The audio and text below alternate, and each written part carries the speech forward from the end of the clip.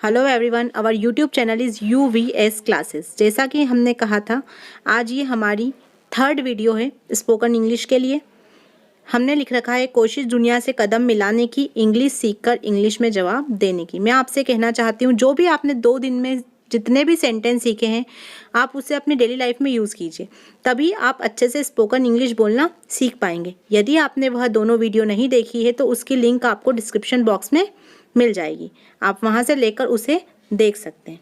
तो चलिए आज आगे बढ़ते हैं। मैं आपसे कहा था जो फर्स्ट स्लाइड होगी वो हम बहुत ईजी लेते हैं। जैसा कि आज हमने लिया है stop, speak, stop here, go straight, keep quiet. Stop मतलब होता है रुको, स्पीक मतलब होता है कहो या बोलो। जब भी हम अपने किसी बड़े से बोलते हैं तो भी हम उसे स्पीक कह सकते हैं। स्पीक का मतलब होता है कहो और स्पीक का मतलब ही होता है बोलो। स्टॉप हियर, यहाँ ठहरो या यहाँ रुको। स्टॉप हियर का मतलब होता है यहाँ रुको या यहाँ ठहरो। गो स्ट्रेट, डेट मीन्स सीधे जाओ। गो स्ट्रेट का मतलब क्या होता है? सीधे जाओ। कीप क्वाइट, कीप क्वाइट का अर्थ होता है चुप रहिए। ये तो आप अपने यहाँ बहुत ही ज़्यादा कॉमन वर्ड है, आपने बहुत बार सुना होगा। कीप क्वाइट डेट मीन्स चुप रहो। तो आगे चलते हैं। डू यू नीड एनीथिंग, यदि मेरे घर पे कोई आया या उसे किसी चीज़ की ज़रूरत होगी तो हम उसे क्या पूछेंगे? डू यू नीड एनीथिंग, क्या तुम्हें कुछ चाहिए या आपको कुछ चाहिए। यहाँ पर कुछ भी बोल सकते हैं।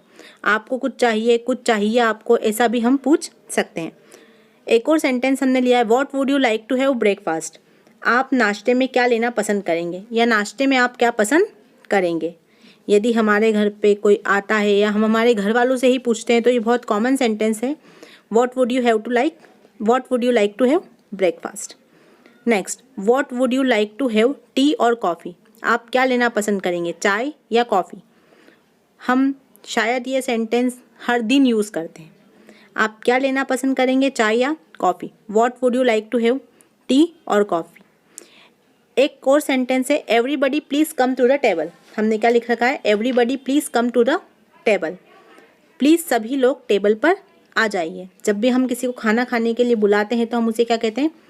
Please come to the table. यहाँ हमने एवरीबडी यूज़ किया क्योंकि सभी लोग हैं। क्यों यूज़ किया हमने?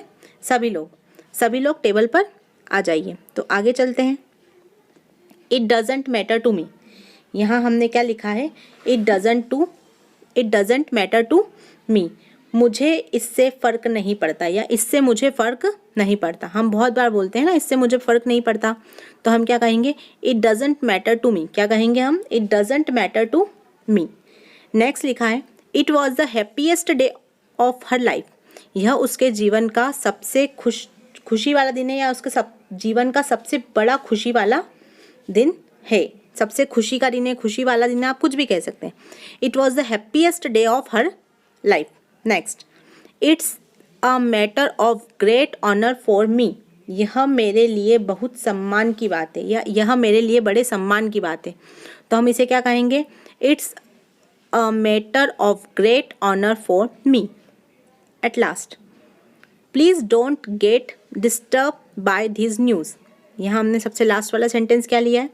Please don't get disturbed by this news. क्या लिखा है हमने? Please don't get disturbed by this news. इस खबर से घबराइए नहीं। क्या लिखा है हमने?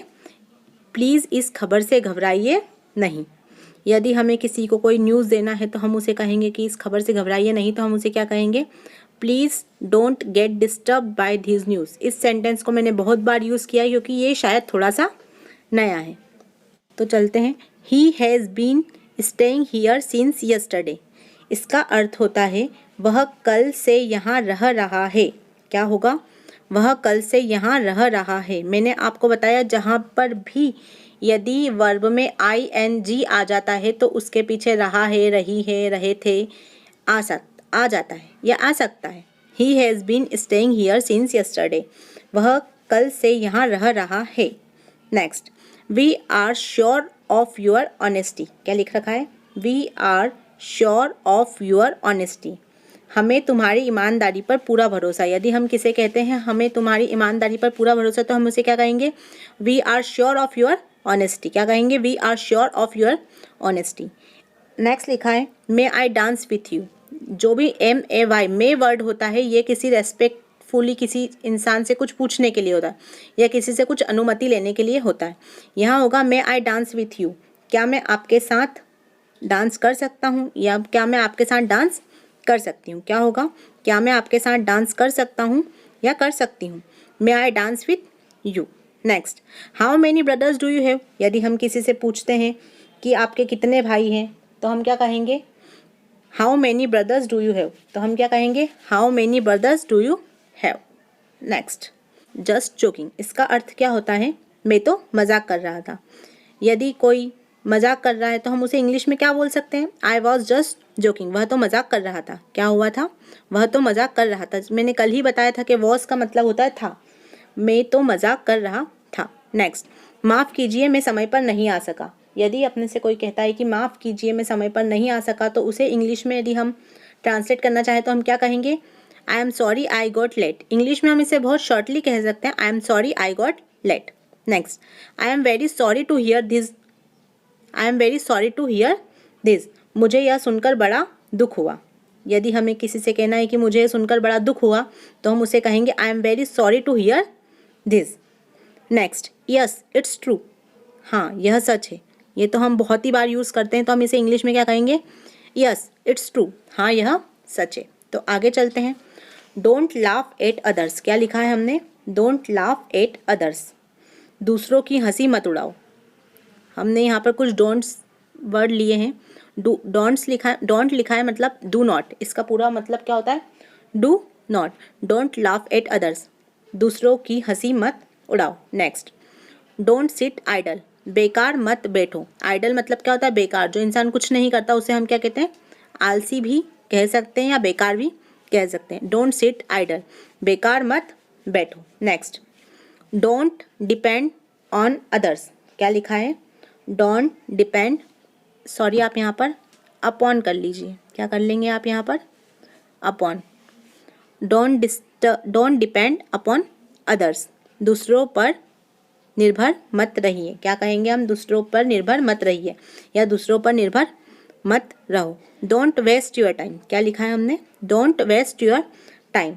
समय नष्ट मत करो या अपना समय नष्ट मत करो। आप दोनों ही इसे बोल सकते हैं, अपना समय नष्ट मत करो। क्या कहेंगे आप इसे? अपना समय नष्ट मत करो या समय नष्ट मत करो। तो आगे चलते हैं। When do you go to bed. यदि हमें किसी से पूछना है तुम कब सोते हो तो हम उसे क्या कहेंगे? When do you go to bed. हम उसे क्या कहेंगे?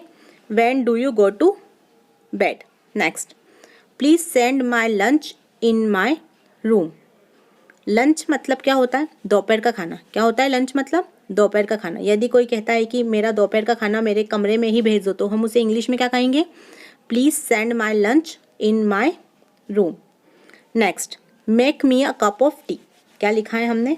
Make me a cup of T. एक कप चाय बना दो। हम किसी से यदि हमें चाय पीना है तो हम उसे क्या कहेंगे? एक कप चाय बना दो। तो हम उसे इंग्लिश में कहेंगे make me a cup of T. एक लास्ट सेंटेंस लिया है हमने, डोंट बी इन हरी। क्या लिया है हमने? Don't be in Hari.